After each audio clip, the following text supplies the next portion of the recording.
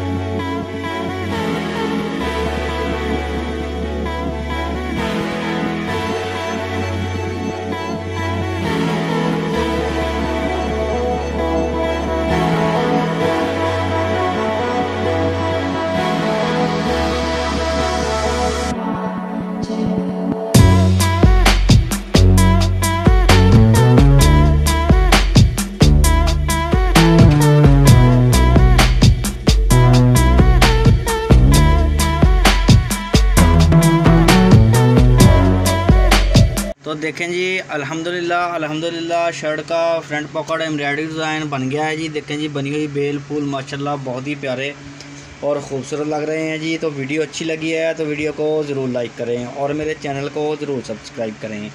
Next video के लिए मुझे दीजिए इजाज़त और अपना रखिए ख्याल। अल्लाह हाफिज़।